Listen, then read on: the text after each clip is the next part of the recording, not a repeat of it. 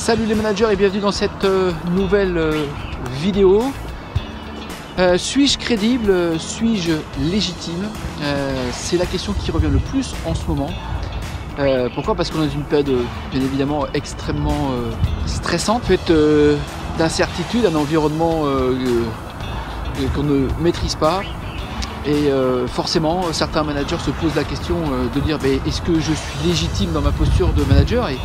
Et ces managers sont plutôt ceux qui se posent les bonnes questions, qui se remettent en question. Puis il y a ceux qui par contre ne se posent pas ces questions. Et ce sont leurs propres collaborateurs qui se posent leurs questions de leur propre crédibilité. Dans cette vidéo, je vais partager avec toi 3 conseils de posture appliqués par d'illustres entraîneurs de sport que sont Claude Lesta, l'illustre entraîneur de l'équipe de France de handball, Laurent Tillise, celle de volleyball, et puis Patrice Mouratoglou, qui est un entraîneur de tennis. C'est le coach de Serena Williams, longtemps numéro 1 mondial féminine. Parce qu'en ce moment, forcément, dans ce contexte, il est très difficile d'emmener les équipes, d'emmener les hommes et les femmes derrière soi, de se fédérer autour d'un projet, amener les hommes et les femmes vers un cap, une nouvelle direction, dans la mesure où on ne sait pas trop de quoi sera fait demain. Et plus que jamais, c'est ça le paradoxe, dans ce contexte un petit peu de confiance, de manque de confiance, pardon, un petit peu de défiance, plus que jamais, je pense que nous autres, les managers, on doit être extrêmement conscients et vigilants sur l'image que l'on peut renvoyer.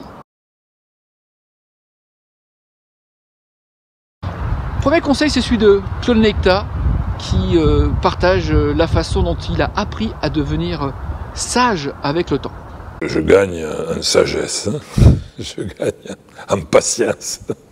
Mais ce qui n'était pas mes qualités il y a 10 ans. Et très souvent, je suis celui dans l'ensemble, parmi l'ensemble des acteurs et du staff, à plutôt être celui qui a tendance à dire bon, calmez-vous, c'est pas grave.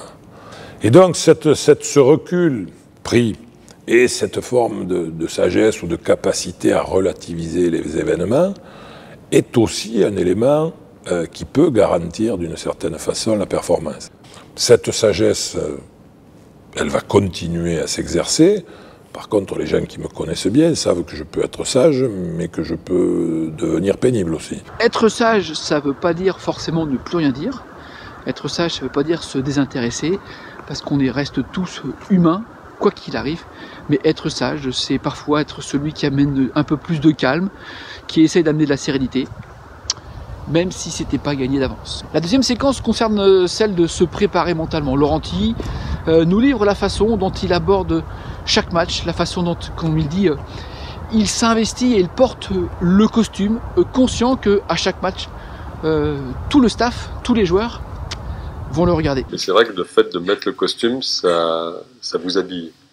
Comme j'expliquais, je pense que les joueurs, quand on est joueur, on est des acteurs. Donc on met son costume de joueur. Je suis entraîneur, je dois mettre mon costume d'entraîneur. Donc c'est vrai c'est vrai que ça fait du bien de mettre un costume, parce que ça nous prépare mentalement à quelque chose de spécial. Moi, ce que je dis, les mots que j'utilise pour les matchs, c'est jour de match, jour de fête. Ce que je trouve super intéressant au travers ces 2 témoignages, c'est que on apprend beaucoup de ceux et celles qu'on observe, qui sont nos mentors, qui sont nos tiers privilégiés. Donc on apprend des autres. En tout cas, avoir une cible, avoir un modèle, apprendre par mimétisme, c'est l'une des façons dont tu utilises, c'est la meilleure façon et c'est la seule façon utilisée par le sportif et les sportifs de haut niveau. En cela, le manager, le coach va donc avoir un rôle essentiel qui est celui de montrer l'exemple, d'incarner l'exemple. Et ce que nous dit très bien Patrice Mouratoglou, donc coach de tennis professionnel et notamment le coach de Serena Williams. Pour accéder à la réussite dans le sport, le joueur va devoir s'approprier les valeurs du haut niveau. Lorsqu'on observe les meilleurs joueurs du monde, ils ont des caractéristiques et des valeurs en commun. On peut citer le travail par exemple, ou la rigueur, la combativité, l'abnégation. Le rôle du coach va être d'amener son joueur sur ce terrain progressivement, jour après jour. Ce que nous imposons aux joueurs, nous, coachs, devons être capables de nous l'imposer à nous-mêmes. Pour pouvoir le faire, il sera indispensable qu'il incarne lui-même ses valeurs. Pour un manager, les valeurs, ce seront l'exigence, la bienveillance, le respect, l'optimisme, l'enthousiasme, essayer de bien faire du mieux possible ce que l'on a à faire. On pourra parler aussi de tenir le cadre, donner un cadre, et puis on pourra aussi parler de cette capacité à décider, et l'esprit de décision, et encore plus dans l'incertitude, cet esprit de décision sera capital. Faute de quoi, il n'aura aucune légitimité, pire, il perdra sa propre crédibilité. Incarne ce que tu enseignes et n'enseigne que ce que tu incarnes. Si tu ne fais pas ça, alors effectivement, nous ne serons jamais légitimes. Et une fois que la légitimité elle est perdue, je crois que là il faut pas se leurrer, la confiance elle est cassée à jamais. Voilà, j'adore cette conclusion de Patrice Mouratoglou. Être légitime, c'est juste montrer l'exemple. Et montrer l'exemple, c'est pas premier arrivé, dernier parti le soir. Non, c'est pas ça. C'est montrer l'exemple, c'est incarner, c'est être dans l'imposture. J'adore ce qu'il dit. Incarne ce que tu enseignes et enseigne ce que tu incarnes. Voilà, je crois que c'est un petit peu le mot de la fin.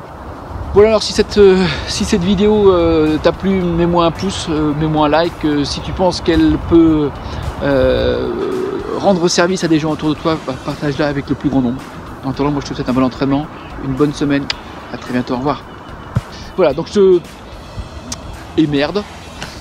Et là je perds complètement ce que j'avais décidé de dire. Un modèle qui est souvent notre entraîneur, dont on va essayer d'être...